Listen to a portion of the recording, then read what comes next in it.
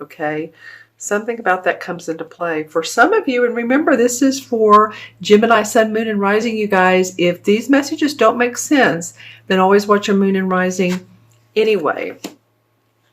I have a favorite reader on YouTube.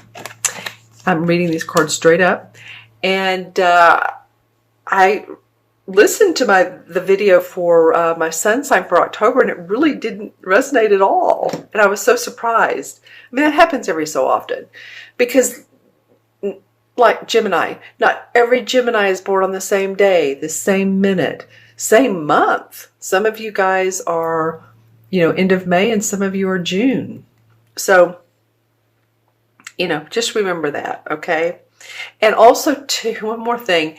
We have a new moon on October 19th. This is in the sign of Libra. This is all about relationships, whether it's business, whether it's romantic. It's about creative thinking in your relationships. Collaboration, big time, you guys, okay? And then also Jupiter moved from the first house in Libra to Scorpio for a year. And this Scorpio represents mysticism and unseen forces and the secrets of life. So that's all going to be coming about in this next year. It's going to be an interesting year. I truly feel so. Let's go on to your reading. Okay, so Gemini, I love these first two cards for you guys. The Ace of Cups, of course, is one of my favorite. This represents happy heart, love, love brimming over, peace and joy, divine blessings. This can be in the romantic part. This can be a love relationship. It can mean that you're just bounding with joy about something that you're doing that's just making your heart happy. I mean, just joyfulness. And speaking of heart, I keep going back to the physicality, you guys. Do all the right things. Exercise, but don't over-exercise. I keep getting your health. So not bad. It's more like maintaining is what I'm getting around Gemini. Smoking too much if you smoke. You can't tell anyone to quit smoking or drinking, but I'm getting smoking more than drinking. But anyway, well, this is about love.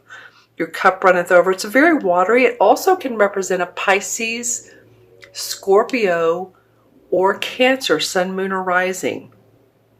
That there's new beginnings with a person that's one of these three signs.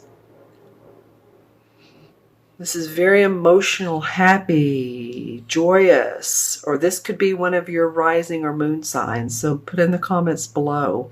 Next to this, we have the King of Wands. And the King of Wands is facing this cup. Feel like, and I'll ask my pendulum, but I'm really feeling like this King of Wands with the fire and the water, there's a real balance to all of this. This represents the king as a master of his creativity and his passion of life, his work in life. He could be a great producer, TV writer, what do I want to say, playwright.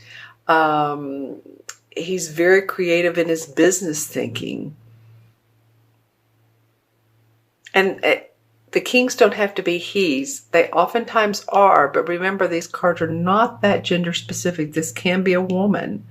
But they've not like the queen who channels that type of thing. The king has mastered this. Here's the lion. So he's passionate about his work. So there's some nice work and love flow going on for you this second part of October, which is really a breath of fresh air because the last two signs I've done, November was the better. I shouldn't say better. Nothing's better. Life is not perfect. And when I turn over these two cards, I looked at them and anyway, life is not perfect. We need those challenges in life to help us grow. Yada, yada, yada, yada. We hear this all the time, but it is a truism. Okay, so when I turned over these cards, and it was apropos for the moment of you guys, The Devil card, which to me, of course, means transition. Okay, this does not mean, there's some odd spirit in your house. And I mean, if any of you feel like you do, then, get a clearing. But I'm not first and foremost getting that. And again, I don't even want to get into that sort of thing because it's just, the spiritual side of life to me is a very loving side of life. All right. This card normally indicates feeling bound, some bondage within a job. Say you're in a job and it pays, but you just don't like it. It's paying the bills, but it's like you're bound to it.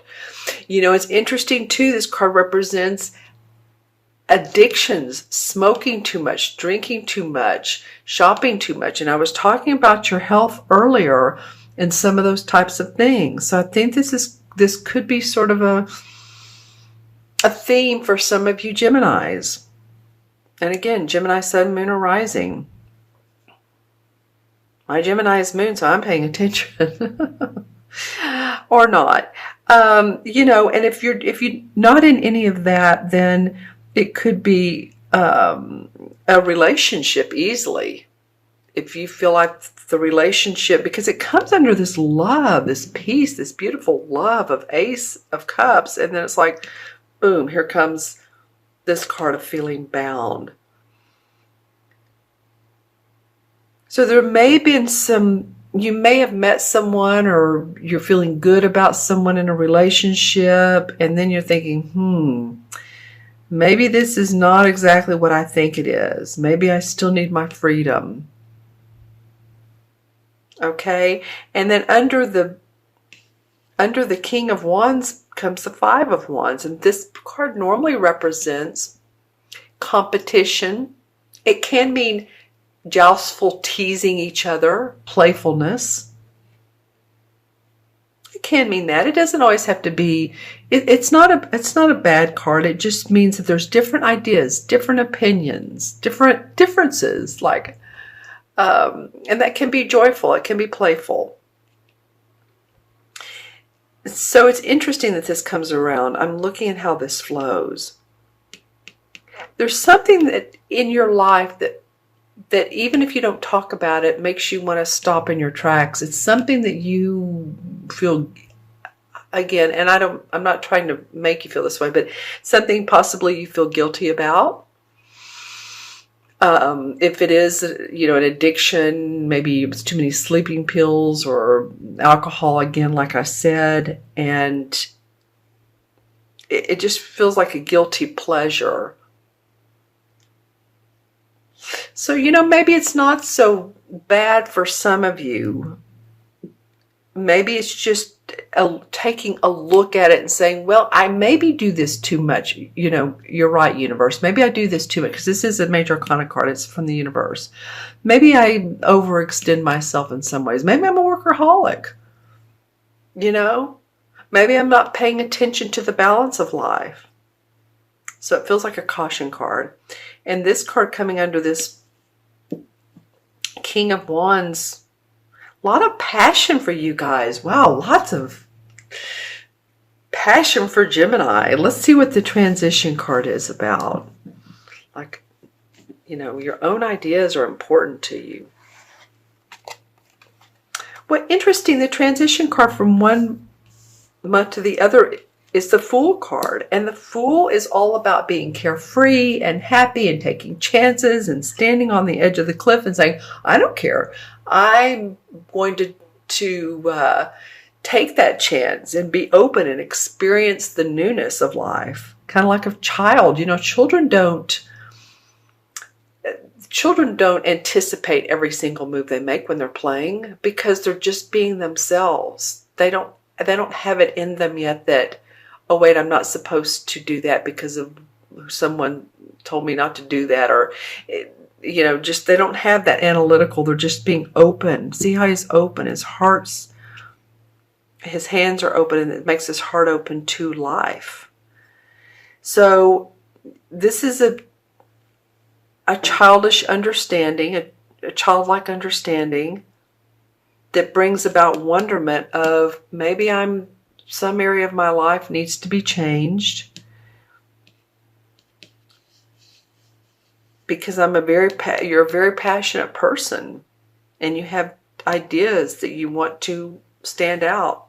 Let's take a look at this card here. Well, the Lover's card comes up. Okay, very, very interesting. Look at, and I often talk about this when one of these cards comes up. I'll say, like, remember how the Lover's card looks? Well, the Devil card is like the devil with these two naked people, and the Lovers is like this angel above the two naked people. So, this could be a relationship that's obsessive. Maybe it's an obsessive relationship and you're like, bam, you're together and it's bliss and harmony and joy, and there's like fighting after that. So the Lover's card comes out saying, just balance. Look how similar this is. If these two have chains and these two have love and they're both naked. They're all naked. Okay. All right, my friends, let me look into my crystal. Interesting reading. I'll add up the numbers in a minute, but I just think that's so fascinating. Okay, so let's see what the crystal that was rolling around so much wanted to say. Okay, this is for mid-October through mid-November. Any of you guys that are afraid of insects, particularly spiders,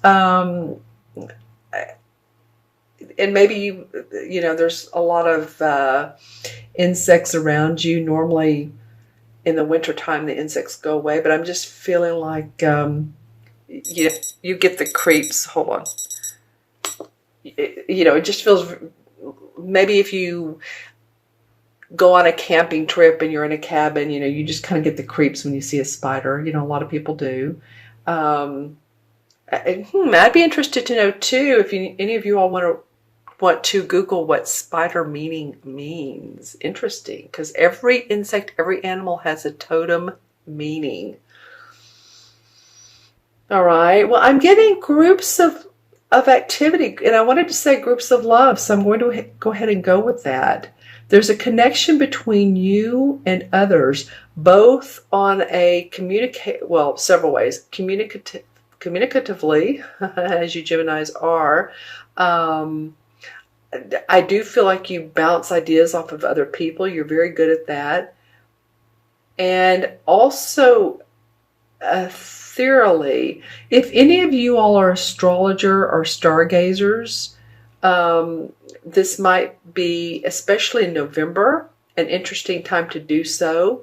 I know the Pleiades, I believe, interesting, I believe are able to be seen, the Pleiades star system, the seven sisters, as you will, in November through March. Okay. Here I go again.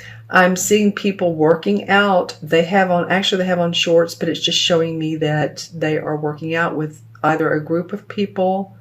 They have their hands in the air. It's like they're doing cardiovascular. There's something about your health, Gemini.